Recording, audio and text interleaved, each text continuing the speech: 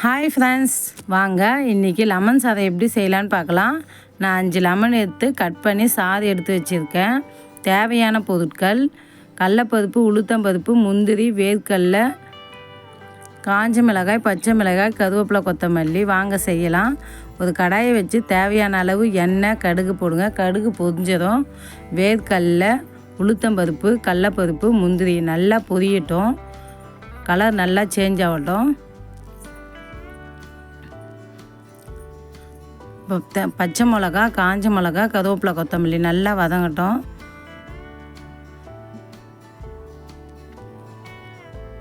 தேவையான அளவு மஞ்சத்தூள், பெருங்காயத்தூள் கொஞ்சம் சேர்த்துக்குங்க. அப்போ தான் வாசனையாக இருக்கும். இஞ்சி கொஞ்சம் நெசுக்கி போட்டுக்குங்க. லெமன் சாதத்தை சேர்த்துக்குங்க. தேவையான அளவு உப்பு, லைட்டாக கொதி வந்தால் போதும். இது போல் சொல்ல ஆஃப் பண்ணிவிடுங்க. சுட சுட சாப்பாட்டில் போட்டு கலரி உப்புலாம் கரெக்டாக இருக்கான்னு செக் பண்ணுங்கள். இது போல் செஞ்சு பாருங்கள், ரொம்ப டேஸ்ட்டாக இருக்கும். இந்த சமையல் பிடிச்சிருந்ததுன்னா சப்போர்ட் பண்ணுங்கள், லைக் பண்ணுங்கள். தேங்க்யூ, பாய்.